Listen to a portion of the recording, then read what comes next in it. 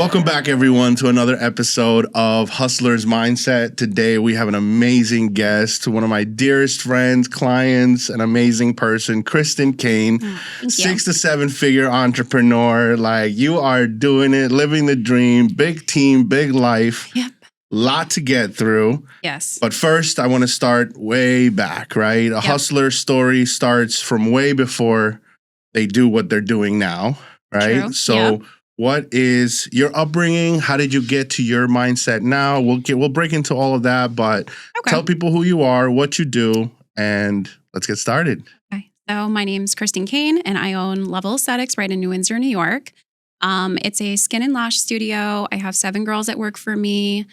I primarily do skincare services. I was a lash artist for a really long time. I actually still teach lash courses.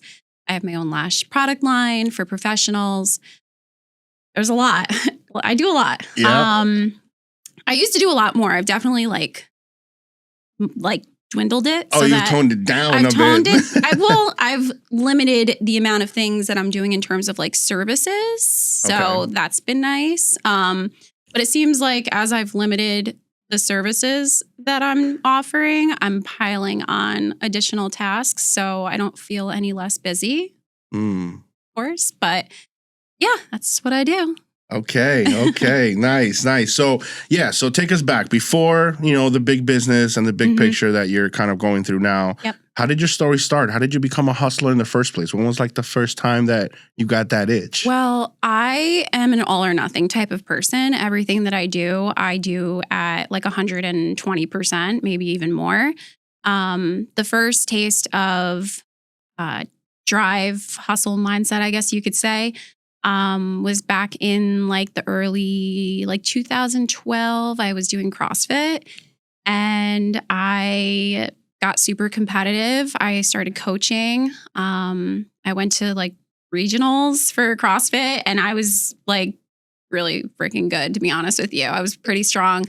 But it got to the point where it wasn't fulfilling me career-wise.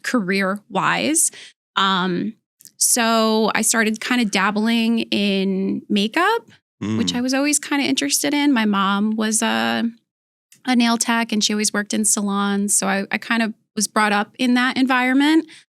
And then makeup turned into me getting my aesthetic license. And I did that. And 5 years in, I decided to open a business. And obviously there's way more information in that regard, but that's kind of how it all started. Yeah. So your first, taste of hustle became in the competitive athletic space and the sports space. Yes. Okay. How old were you around then? I was like 25 when I was at like my peak. Okay. Yeah. Okay. And then what about before? Like childhood wise, was there any like inklings of hustle mindset? Were you always competitive? Yes. Okay. Always.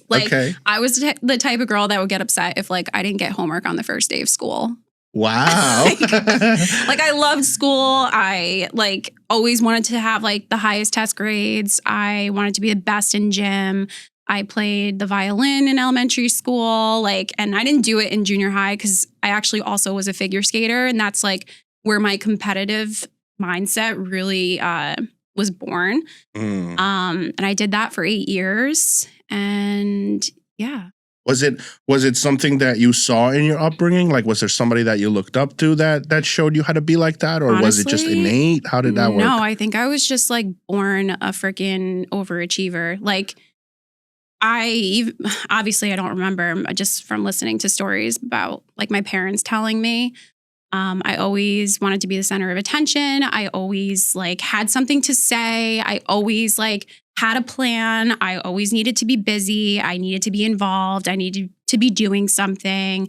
I was up my mom's ass all the time, not because I just like loved her so much, which obviously I love my mom, but like I wanted to be doing something all the time. And I drove her crazy. But now talking to her as an adult, she tells me, she's like, everything that you're doing does not surprise me at all. I always knew you were going to do something like, not like big, not like I'm like this amazing, like big person, but like something really cool, And I think owning a studio and a skincare spa and like a business where I have 7 girls, I think that's pretty cool. And my mom definitely sees that she knew that something like that would happen.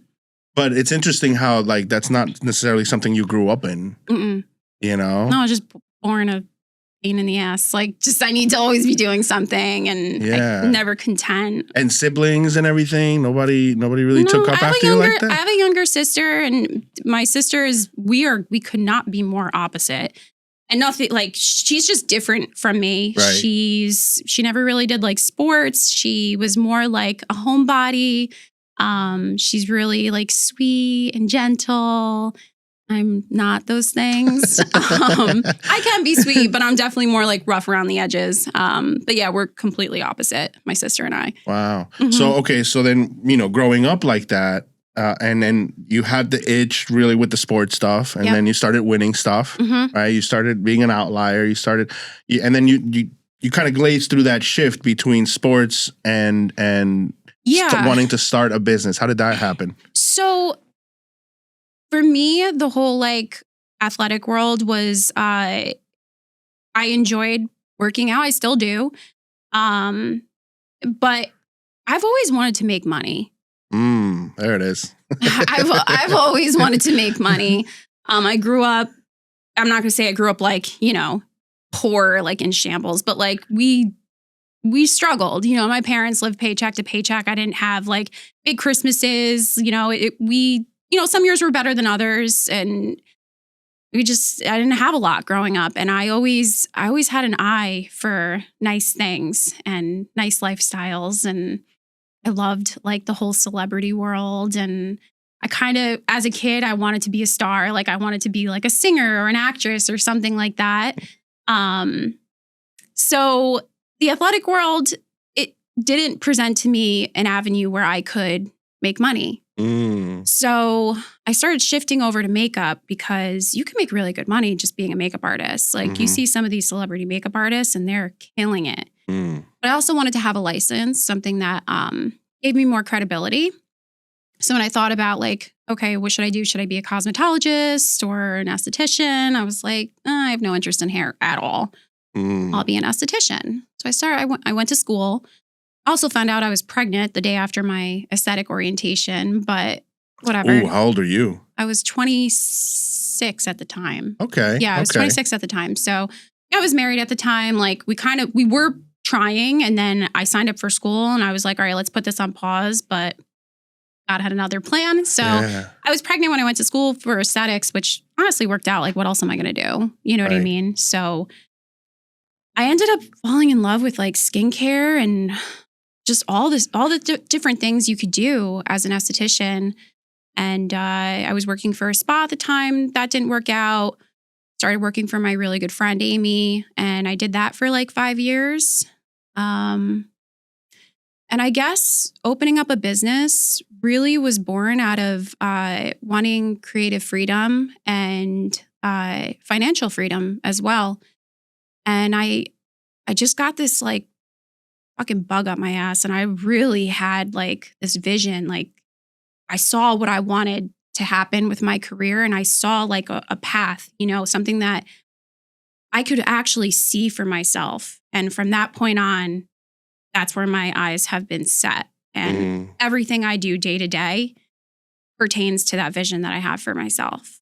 That goes huge on mindset. So you're big on goals. You're big on a lot of that thing. Talk a little bit more about that. How did you get there? How did you find out that was the way you work? Well, it kind of started in COVID. So COVID happened, obviously 2020, and my industry, we were all screwed. Like we weren't going to get paid because a lot of us were 1099s. We weren't on payroll. So there was like, we weren't getting income. So I'm not going to lie. Like I was doing lashes in my basement, people that I knew that I felt comfortable with because I had no income. I still had bills. My bills were not stopping. So I bought all my own stuff to do lashes in my basement so that I could, make more profit instead of using the stuff that I was using at the salon I was working at. And I was like, I could do this. Like I could do this on my own. And then additionally, at that point I was 31. Doing lashes all day is hard on the body. It's really tedious. And I did have this want, this desire to really dive into skincare and be a skincare specialist. Not that it's easier than lashes, it's just different movement. It's variety. Right. And it is also more education based. As I mentioned, I loved school and was a little bit of a nerd growing up. So it fulfills that part of me too. I find skin to be a little bit more fulfilling in terms of using my brain and learning things and problem solving. Lashes is more creative. Long, it's tedious. Yeah. Skincare, you work your body, you use your hands, and you're touching people, and you're really putting yourself into these people's lives in a way that's very personal. And then on top of it, you're making their skin look better. So it's just a little bit more fulfilling for me. And at the time, I knew what the investment would cost. There was no way I was going to be able to say to my friend Amy, like, hey, I really want to dive into skincare. Like, can you invest thousands of dollars into all this stuff that I want to do? Mm-hmm. And trust me that it's going to work out. It just wasn't realistic. So I took the plunge and I opened up my own suite in July of 2020, right in the middle of COVID. And I have not stopped for a moment since then. Yeah. Okay. So I got a lot out of that, right? I got the passion, right? There's a huge passion there, which we'll dive into in a second. Yep. I got the, like failure is not even a question. You wouldn't even want to you plow through it, right? So there's a mindset thing there. And then the last part, which is one of the most important parts for any hustler, is the jump. Right. The willingness to jump. And then there's a mindset thing that happens between doubt and am I really going to be able to do this? Is this really going to work for me? And taking that plunge. So let's dive into those three things. Okay. Right.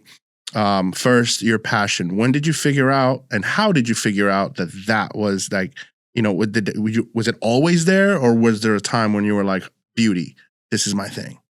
I think I always love dealing with, I'm good with people. Okay. I just am. I always have been. I'm good at talking to people. I'm good at making people feel good about themselves. I'm funny sometimes. I make people laugh. Yeah, I'm good with people. I am. Always have been that way. Always got in trouble too in school for talking. So it's just something that I'm good at, right? Yeah. That plays very well with service industry. Yep.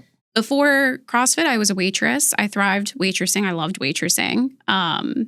Just talking to people and, feeding them and getting to know people and having regulars. And I loved doing that. And then it was great in CrossFit, helping people feel good about their bodies. And that's it was like steps, you know what I mean? And then when I transferred to makeup, I was like, wait, this is the category. Because, there's like the service industry. Yeah. There's so many different categories. Different things you could do.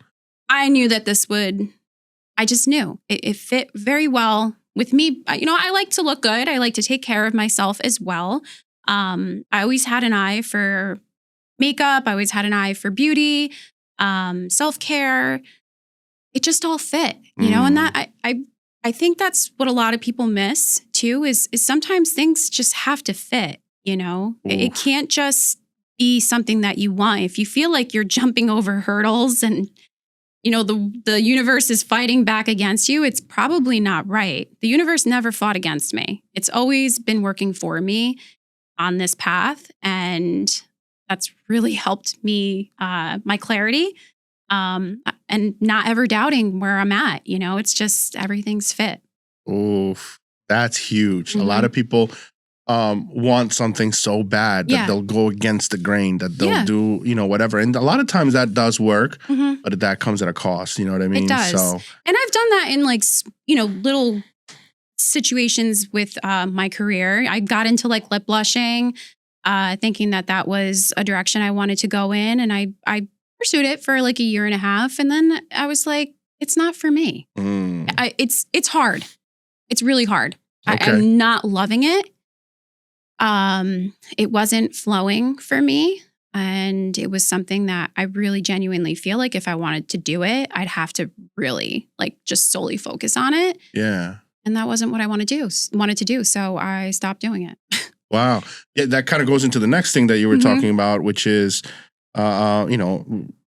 plowing through and being able to see it through no matter what. Yeah. But you also have this sense of like, no, I'm going to take this out. I'm going to not do this or stop doing that. Like, how, in a mindset wise, how do you know when it's time to, completely stop something versus plow through it? I guess the best way to answer that is being very self-aware, and knowing like I always have, I guess it's gut feeling too. Like some people are more intuitive than others, in regards to their day to day, their plan, their motivation. I've always just had a gut feeling. Like with the lip blushing thing, as soon as I said to myself, I'm not doing this anymore, it was like weight lifted off of my shoulders. Okay. I instantly felt better. And it's so funny because I was sitting there, like I was trying and trying to make it work. I did invest a lot of money into the training and the equipment and everything. But then as soon as I said to myself, I don't want to do this anymore, it's not working for me. Even with the money that I spent, it was like, and sometimes we do get in our own way, because like you said, we want things to happen, want it to happen, and we want to do this thing that we think we want to do. But sometimes it's not right. And you just need to be aware of when it's not right. Or it doesn't happen like as fast or as, as fast or as quickly as you wanted it to be. And how do you navigate that, right? I know you now, and you have a tendency to want to get to the end as quickly as possible, right? But you struggle with that. Yeah. So talk a little bit about that. Not everything is all rainbows and amazing. What about some of the downsides of the hustler's mindset and all of that? Well, I've definitely invested in things that actually didn't make me money, because I thought it was a good idea at the time. And it's very easy to keep doing that. But then at some point, you have to say, when am I going to learn from these mistakes and like actually make decisions going forward based on what I've learned, right? Because you can know in your head, like, okay, I shouldn't have done that. I shouldn't have done that. I shouldn't have done that. But yet you could still keep doing the same shit. It's you making a decision in your head to actively learn from your mistakes. Oof. And it's like going back to children. Children, they make mistakes. They make mistakes, right? And they do things wrong. But like, at what point do kids learn from their mistakes? And that's kind of like, I have a 17-year-old and I'm trying to teach him right now, like, okay, you want a car, but like, you're not doing the things that like, I would be able to trust you to have a car. So it's like, you just learn from your mistakes, like if you're constantly doing something that's not working, stop doing it. So, I mean, I've invested in things that really didn't make me money, that were kind of pointless. I've hired people that I shouldn't have hired based on like, they were giving me good vibes, but like their work ethic sucked. I've trusted people that I shouldn't have. Just learning from a lot of those mistakes yourself. Yeah. But that's kind of where I want to dig a little bit deeper into that, because as a hustler or as an entrepreneur, you have to know at some point when, even though things are going wrong, you have to keep going and stay the course versus I need to shift.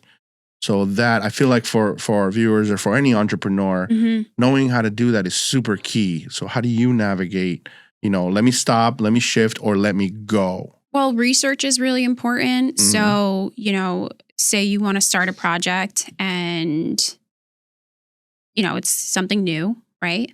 Do your research, have an idea as to how long this project may or may not take. Know the time that's going to be invested into it, and be realistic. Like, starting my lash brand it still is a project. Yep. It's like the thing. Insurance and, labeling and the website and the verbiage and all of that. And honestly, if it was the only thing I was doing, it would have been done by now. But I've been realistic about the fact, knowing that it's a background project that is going to be finished when it's finished. Have there been times where I was frustrated on the progression of it? Sure. But like, sometimes you just gotta like go with the flow too. Like, and I'm working on that. Yeah. Like you said, I am a type of person, I want things to be done sooner than later. I don't know. Still figuring it out. I'm still figuring it out. I'm still working on myself in terms of being a business owner. But I think I'm getting better every year. Again, I'm learning from my mistakes, and I'm trying to be like finding the balance between being patient and also being ridiculously driven. Right. And finding that balance. And sometimes it is balance and sometimes it's not. Yeah. And that's part of it. Super, super big. There's also one huge part of your entrepreneur journey that we're seeing. Again, we're so close to you that we get to kind of see behind the scenes. And there's one part that I want to bring to light because it's super important. A lot of entrepreneurs that we've spoken to can't figure this out, and you seem to have a good grasp on it. Leadership, team building, right? Having the right team and having people want to and love to work for you. Yeah. Right? So that's super difficult for a lot of entrepreneurs. Everybody wants to kind of do it themselves. Nobody ever finds people good enough like them, and they, you're the only one that can do it all and all that good stuff. How did you figure that part out? We're kind of moving a little faster, but like, I really want to get that. So initially I opened up just by myself. It was just me in a 1-room suite, and my team over the last 5.5 years has grown and shrunk, right? And has it been extremely frustrating? Yes. There have been many days where I curse myself for wanting to have a team. But why do I want to have a team?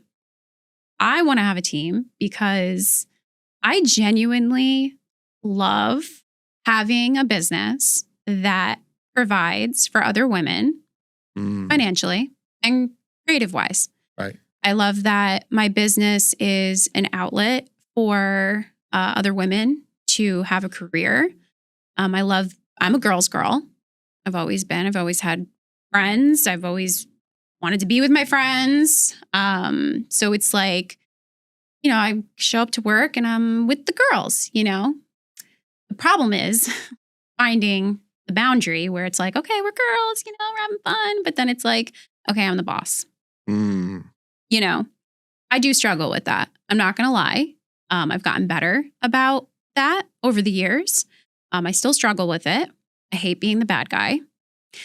I hate having hard discussions with grown women about their behavior. I hate having to be a motivator sometimes when I'm lacking motivation myself. I hate being the motivator sometimes when I'm lacking motivation myself. But what really makes it all worth it is at the end of the week when I look at how many women have come into my business to have services done, the number, not just like the finances that it's bringing in, but like the amount of women that are coming in and feeling better about themselves. They're getting beauty services done. It's like, it's so impressive to me. I like see the number of clients that come through my doors week to week. And I'm like, wow, that's so cool. I'm a big numbers person. Yeah. I think about everything in numbers, which I'm just learning is like a thing. Oh yeah. I'm learning that it's like like an actual way like my brain works. Like I count things constantly. It's one of the best things to do in business. Yes. You got to follow the numbers. The data doesn't lie. It has all that good gotten stuff. me pretty far, but it also is like, hindering me as well because I'm so good with numbers, I estimate a lot. Estimate/guesstimate. And it's like been great. But it's like if I actually worked, like if I went day to day based off of like business, like number facts, I probably would be doing better, but whatever. Aside from that, back to what I was talking about, I like get off on tangents. But no, there's one particular aspect that I didn't of the question that I really want to narrow down, and is how do you get your team to love you? What would you attribute that to? How do you get them to love you? I'm respectful. Okay. I don't ask them to do anything or behave in a way that I don't do myself. Like, I'm not going to ask them to do anything that I wouldn't do myself or I haven't done myself. I wouldn't ask them to act in a certain way that I wouldn't replicate myself. I am always going to lead my team in a way, like I'm always going to be better. I'm always going to show up at 150%. No one's going to outwork me. No one's going to outdo me in any way. Okay. So when I work with my team, I'm operating from a point of view of respect, always respectful. But they know that what I expect from them it's reasonable. No one's ever going to be like, I can't believe Kristen like is asking me to do this, or she expects this of me. It's like, okay, but Kristen's doing what you're doing like times 2. And that's what all my girls always say. Like we had a holiday party and we were all like just talking, and the girls were just, it kind of made me cry for a second because it was, you don't hear every day like how people appreciate you. Right. But really what they all said was that I'm respectful and I care, and I want everyone to be happy in my business. Because I want to be happy in my business. I don't want people to show up to work and be miserable. So I'm always going to do something, anything I can, to make the experience, the environment positive, enjoyable, fun. Yeah. But at the same time, I'm always going to be working my ass off. So I think that they can always look up to me. It's hard to be led by someone who is not doing the things that they're telling you to do. You know what I mean? Yeah. I've experienced that myself. It's like really hard to work like a dog for someone who is not doing anything. Well, that's the difference between a boss and a leader, right? A boss will tell you what to do. A leader will show you how to do it. Exactly. Yes. So that's more of your camp, right? Yes. You do it first, you live it. Yep. And then you lead by example. Exactly. Leading by example that's your main thing. Most important to having a team. You can't. And I've seen a lot of other business owners, friends of mine, struggle with that, and some people want to have people work for them because they want to make more money. That's definitely a plus. I'm not going to lie. My business makes money because I have girls working for me. But if that is your main reason for having a team in this industry specifically, it's going to be really, really hard for you. You're going to fail. You're going to fail. Like, I genuinely do my most. I do the most to make sure that if I lose a handful of girls all at the same time, I'll still be okay because I'm generating enough income myself to be okay. The girls that I have working for me are a plus. They're a bonus. They're not what's going to make or break me. And that's a double-edged sword that could be taken in one way or another. Right.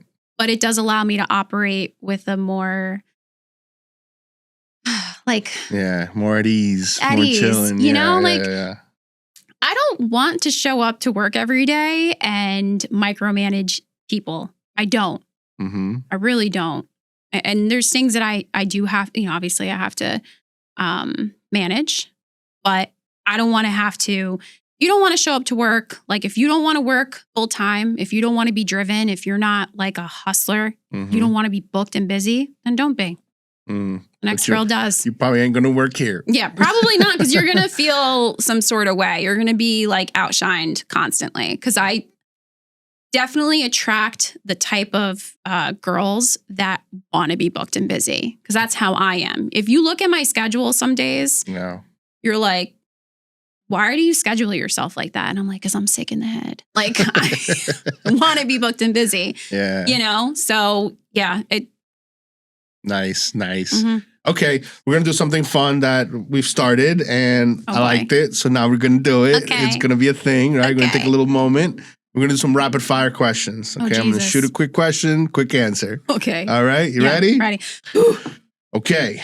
Early mornings or late nights? Early mornings. Okay. One word to describe entrepreneurship for you. Crazy. Crazy. What motivates you more, fear of failure or vision of success? Vision of success. Okay. Mm-hmm. Okay. We'll break that down in a little bit. Biggest money lesson you've learned so far? Save and hire someone that like knows how to work with money.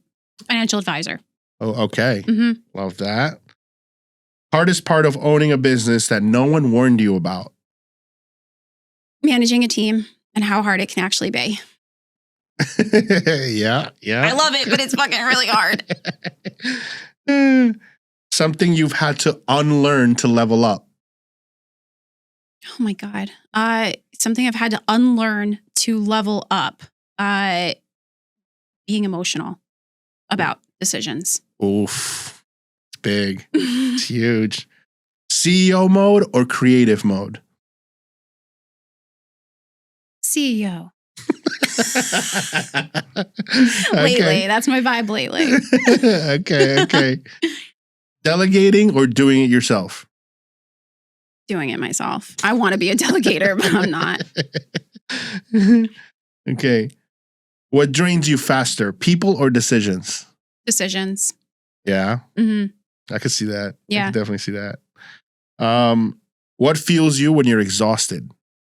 Self-care, working out, taking care of me, focusing on me, organizing. Me. Me. It helps you keep focused. Yeah. So that's big. Yep. Okay. Most underrated skill in business for you? My numbers, being a number person. Oh. Yeah. Like just that's a superpower. Understanding money that's coming in and money that's going out. What do you wish you'd started sooner? I don't wish I've started anything sooner, honestly. Fire. Yeah. No. My path is my path, and I've enjoyed it. Love that. One habit that changed everything for you? Consistency. Routine. Mm-hmm. Okay. In everything? Yeah. Yep. Comfort zone or growth zone? Growth zone. Growth. Mm-hmm. Growth mindset. Love that. What is one non-negotiable? Like they're in general for you. What's a non-negotiable? Yeah. I'm never gonna fail. Like I'm always gonna be successful in my business to the very end. And whenever it does come to an end, it will be when I'm on top. I love that. It's true. I love that. Okay. Oh, you did awesome. Thanks. See, that was a nice I don't know little... why I got so nervous. I thought you were going to ask me like weird questions. Like, who's your favorite Disney character? No. It's all about, mindset and getting into what makes you tick, what makes, you know what I mean? Mm-hmm. Everybody works so different, even in the entrepreneur world. Mm-hmm. So that's big. But I want to touch back on one thing that you mentioned in the rapid fire. Fear of failure or vision of success. You chose vision of success. Mm-hmm. And a lot of people are driven by one or the other. Expand a little bit on that. Why is it more important to you to see the vision than to never fail? Because I don't make bad decisions with my business. Like I've made decisions that weren't great, but I'm very educated. I do a lot of research. I just can't see why I would fail. So for me, I focus on what's ahead. You know, even though you have failed in some areas before, or would you say? I feel like I haven't really necessarily failed. Yeah. See, that's so interesting because a lot of entrepreneurs, most entrepreneurs that I speak to, have had a moment of crashing out, of like losing it all, of the ups and the downs, right? Yeah. The downs are really down. Yeah. And I just think those are bad times. I don't think those are failures. I think the worst part for me was 2024. I lost 3 girls. I had, there was like poison in my business. People that were there for the wrong reasons. And I knew it, but I didn't know it. And do I think that was a failure? No. To me, I learned from it.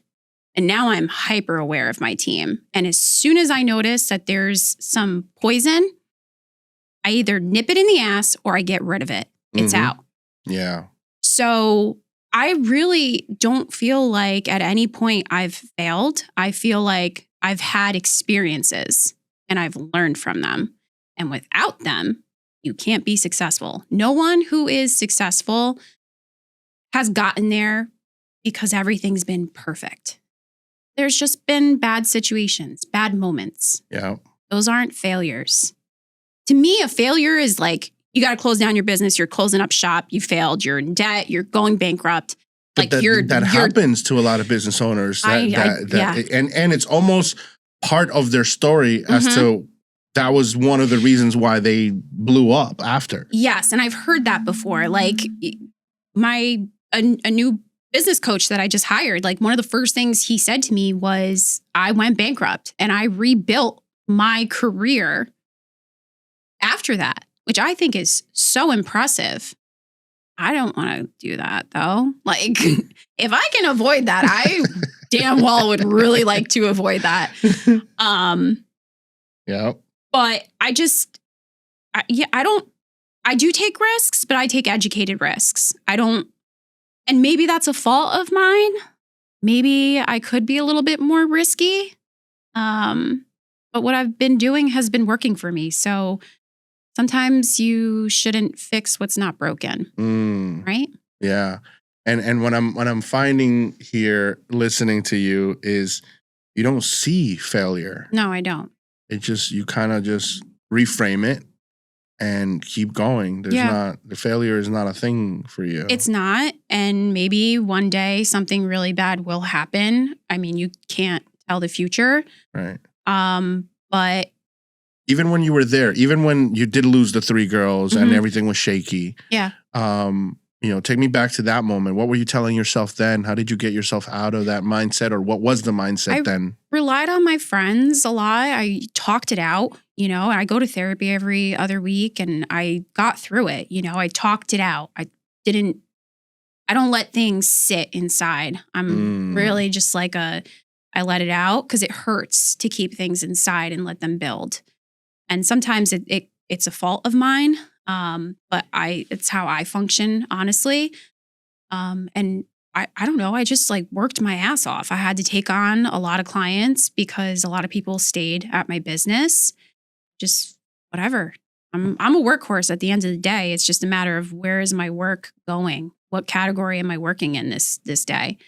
And for a couple of weeks, it was taking on a lot of clients, but I made a plan, and I was like, okay, let me get these clients in and then let me train some other girls so that they could maybe take some load off of me. And it took about 6 months to where I could dial back with the clients again. That's been part of my career is I've had to take on clients and then I could back off. And then I've had, I had to take on clients and then I've had to back off. Having a plan, Right. and sticking to it. And there's so many layers to plans, it's not just one path. There's multiple paths occurring at the same time. And I just woke up every day and knew what I had to do and I did it. Love that. Love that. Okay, let's shift a little bit. I want to talk about your relationship with money. Okay. Yeah. I love money. All right. You like nice things, right? You mentioned you liked your stuff. Well, first of all, what are those nice things? What do you spend money on? Sunglasses, self-care.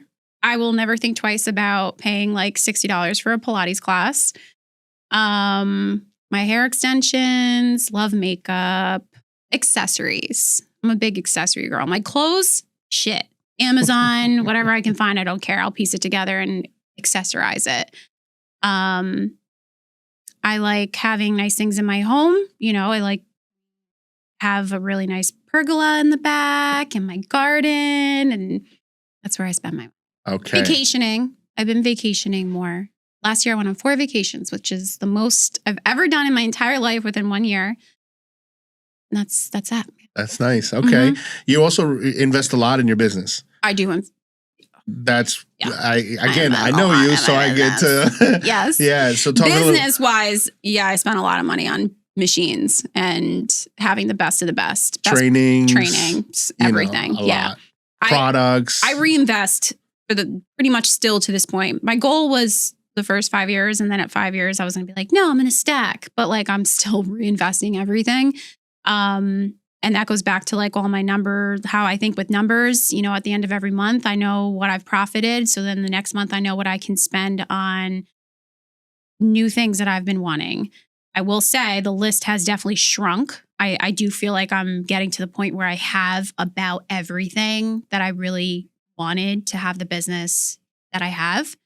But there's still always new things that I want. I like shiny things. I like machines. I like new products. And I like, you know, I like decorating. The new uniforms. The new uniforms, you know, yes. It's but that's what makes it fun. Like I couldn't imagine having my business and it being the same for a whole year. Like that's so freaking boring. You know, like in my home, like, yes, I do like nice things, but my home is more like calm. Like I'm not like buying new things for my house all the time. So like, and I'm not like redecorating. That would drive my boyfriend crazy. He's definitely more like simple. He likes things being like the same, you know? So I take all that energy and I put it into my business. One day I'll just be like, I want to change the retail shelves. New retail shelves. I want wallpaper in every room. I want a new desk. I don't like that wall color. Oh, okay. So there's a mindset thing there. When do you know when it's time to change something? When I get bored. When you get bored? Yeah. That's it? When I get bored of looking at something. Yeah. Or if I'm showing up to work and I'm not feeling like inspired, I'm like, all right, I'm going to learn something new. Like, I don't know. Or I'm going to change my schedule. I don't know. Shift. Right. You know, because anyone, as passionate as I am about my business, I can get bored. So I just shift. Change something. That was part of the rapid fire when it was like, you know, comfort or growth. And you went straight for growth. Yeah. So you don't like the comfort zone. No. I get bored. You get bored easily. I get bored. That's like back to my childhood. I always had to be busy. Always had to be doing something. I don't like being bored. I love that. Like I can't imagine sitting on the couch all day and watching TV and like rotting. Like when people tell me they do that, I'm like, wow. There's like a part of me that's a little jealous. Like I would love to do that. Like I genuinely can't. Like my boyfriend, he can sit in the bed and he can watch TV like a normal person. And he doesn't understand why I can't. And I'm like, because when I'm laying in bed, I'm thinking about doing laundry and cleaning and a project that I want to organize the bookshelf. I want like it's just how I am. It's a sickness. Right. I'm fully aware of it. Right. I've used it to my advantage. So what's your relationship with rest? Because if that's the case, you're not resting as much. Your mind, when I hit the pillow, your girl knocks out. Okay. And I have the Aura ring. Yeah. And it monitors my sleep. And it's so funny because we're in this, a bunch of the other girls at the studio have the Aura ring. So you can connect all of them and it's called circles. And that's how you like can see everyone's like sleep readiness and active score. And like my sleep will be at like 60, but my readiness will be like 88. And then the other girls' sleep scores will be like 75, 80, but their readiness will be like at 65. My body just genuinely doesn't need a ton of rest. It just doesn't. I'm good with like 6 hours of sleep. I've always been that way. When I am sleeping, I'm sleeping hard though. Wow. So I can shut it off. Like when I go to sleep, that's it. But when I wake up, it's like, ding, what do I have to do? You actively, or it's just kind of like what happened, monitor like your team's rest and vitals? What do you mean? Like the Aura ring? Yeah, like is that like a thing? Like you we guys? just all have them, and we realized that we could like link our rings to see, just to like, I don't know, because it's fun. I'm like, oh, look at Tanya's score. It's like 40 for her sleep score. Haha, sucks. Like, it's just, we just keep in touch with our. I feel like that we just tapped into something that sounds pretty genius. Like monitoring other people's vitals. Yeah, like, you know, I would never thought of entrepreneurs monitoring how their team sleeps. It's just fun. Like, I don't know. Why not? Right? It wasn't done on purpose. We just all have them. And then we were like, oh, we can link our rings. And then we can see like. But I just know I know how you are. So because they're all linked, you get to see it. Yeah. So you get to see who's sleeping and who's not. Yeah. And if it's affecting your production or not. Or if someone's like, I'm so tired today. I'm like, bitch, you have a 90 sleep score. And no, you're not. Ooh. That's never happened, but I could do that technically. Yeah, that's crazy. That's a good one. I love that. I'm going to start asking mine too. Yo, did you sleep? How many hours did you sleep? Well, it was funny because I was doing a client's makeup. I can't say that though because everybody knows I don't sleep. Yeah, I know. You're a terrible sleeper. I'll be like 5 o'clock in the morning and then I'll text you and I'll get a text right back. And I'm like, wait, but he texted me at 2 a.m. something. I'm like, does this dude not sleep?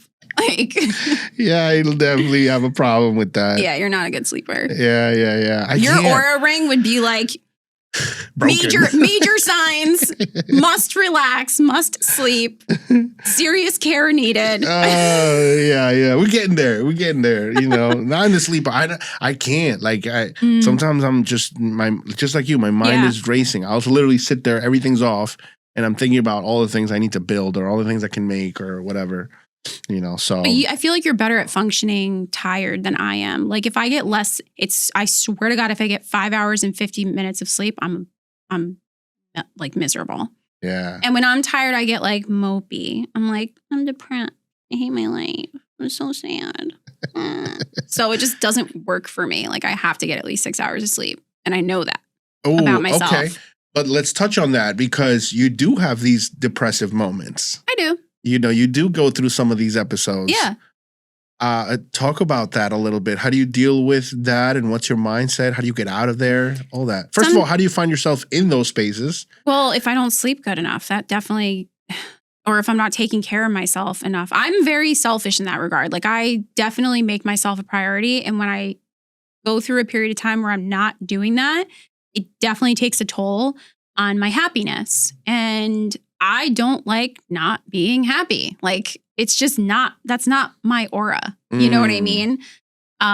So I just know that about myself. So I make a valid effort in taking care of myself. And I'm not perfect. Don't get me wrong. Like I don't eat like, you know, this freaking, I don't eat amazing. You know, I splurge. I enjoy myself. You know, I enjoy food. I enjoy my life. I drink alcohol. It's not like I'm this like freaking saint of a person. But I listen to myself when I'm feeling some sort of way. I'm like, okay, what's wrong? What is bothering you? Why are you feeling like this? And then I start diving in. Oh, well, you haven't gone to the gym in a couple of weeks. Oh, well, you know, you're not sleeping as well. You're drinking too much wine. Because I'll get into these ruts where I will drink a glass or two of wine every night. Or three, possibly a bottle here and there, you know, on a Tuesday night.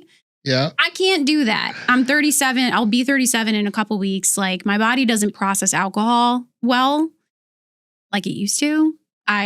Just doesn't work for me. So I just know what needs to happen. You know, I'm not stupid. Like I'm not going to sit here and be like, I'm feeling some sort of way. I can't figure it out. Like, bitch, you're drinking wine every night. You're not sleeping. You haven't gone to the gym. You're eating Burger King all the time. Like, no, duh, you don't feel good. Like, self-awareness. Self-awareness. You know? Self-awareness. I'm too self-aware though. It's actually like, you ever like go in like a party, right? And you're thinking to yourself like, okay, how is everyone viewing you? Like I'm too self-aware. Like I do that. Like I'm constantly thinking like, okay, like how are people perceiving you? Are you coming off a certain way? Are you being friendly enough? You know, because I'm just so self-aware. And it works for me in some ways, but then in other ways, it's like exhausting. Okay. So we're coming up on time, but I do want to ask you, you've also been really, really good at social media lately. Yes. Right? Yeah. So, and that's super important for a lot of entrepreneurs that struggle with it. What did you figure out? How did you shift that mindset? What happened? What clicked for you when it came to the social media side? So social media is definitely exhausting. I'm not going to say it's like my favorite thing about owning a business, but I don't find it to be my least favorite. I like filming. I like being on camera. I'm good at talking. I know my business well. And you guys have helped me a lot. I observe a lot. You know, I scroll and I see what other people are doing. And I've just accepted the fact that that's part of what I have to do. So might as well try to enjoy it a little bit, you know? I mean, I've invested in a bunch of equipment so I can make it a little bit easier at the studio. You know, I've taken time to learn it, pay attention. I feel like you stopped overthinking. Yeah, it doesn't have to be. You had said something to me a couple months ago where it's like, not everything has to be perfect on social media because it's very easy to look at what you're putting out and like micro judge it. Other people, people do micro judge you, but like the imperfections that you're picking out in your content, most likely the customers, the clients, the people that you're trying to attract, those people aren't picking up on those imperfections that you're focusing on. That's right. So and I don't know, not being so uptight about it. Man, I could talk to you all day long. There's so many things that I still want to know. Maybe I'll have you for a second episode for a part two or 2 or 3 or however many. Yeah. I'll fit it in. You fit me in your schedule somehow? I'll try. I appreciate that. No problem. One last question or one last piece of advice that I would want you to give to any entrepreneur that's either beginning their journey, in the middle of their journey, or maybe they're on a high. What's one big piece of advice for hustler's mindset that you'd want to give to another entrepreneur?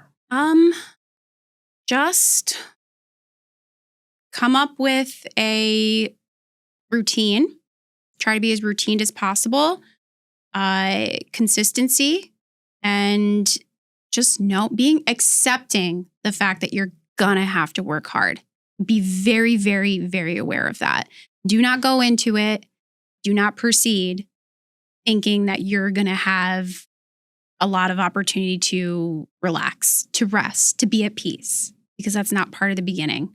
And you shouldn't want that in the beginning. You should be so excited and so like motivated that the hard work doesn't feel like hard work. It feels like you're pursuing a dream, a passion. You know, so just work really hard and stick to your why, know why you're doing it, and just go hard.